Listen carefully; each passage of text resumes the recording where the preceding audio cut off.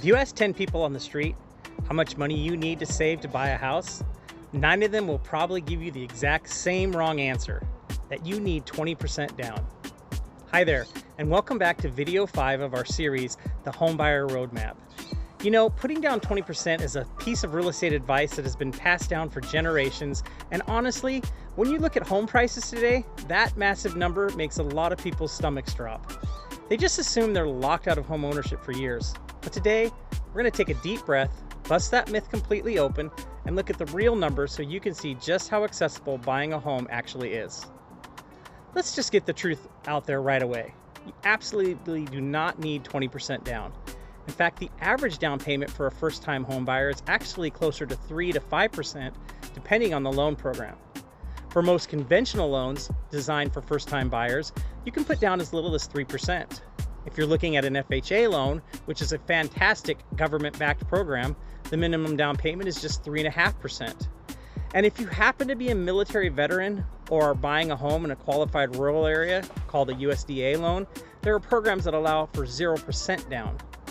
When you shift from thinking you need a massive fortune to realizing you only need 3 to 5%, the timeline to owning your own home changes completely. Now, you might be wondering, if 20% isn't a law, why does everyone talk about it? The reason 20% matters to lenders is because of something called private mortgage insurance, or PMI. When you put down less than 20%, the lender requires this insurance to protect their investment, just in case you default on the loan. A lot of financial gurus talk about PMI like it's a terrible trap you should avoid at all costs. But in reality, for buyers with good credit, PMI is often just a small monthly fee, and depending on that credit, it can range from anywhere around $50 to $100 for every $100,000 you borrow. It's a very small price to pay if it means you get to stop renting and start building equity years ahead of schedule. Here's a strategy I always share with people who are feeling nervous about this. If you're wanting to get into home ownership, but want to make sure you have funds to cover future maintenance costs or other monthly expenses, it is almost always better to put less money down on the house and keep more money safe in your bank account.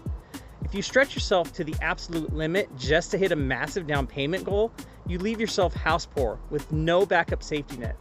Remember, keeping a healthy comfort buffer in your savings for everyday life, family milestones, or unexpected repairs is what actually gives you peace of mind, not a zero PMI line on your mortgage statement. So in reality, the road to homeownership is a lot closer than the old myths make it seem.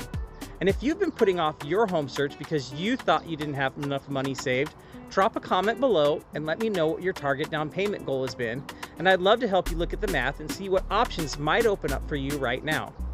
In our next video, we are moving into the fun part, how to map out your daily logistics and lifestyle needs so you can narrow down the right location for your next chapter. Hit that subscribe button so you don't miss it, and I'll see you next time. I'm Brian Whistler, Realtor, and I help people buy and sell homes in Oregon and Washington.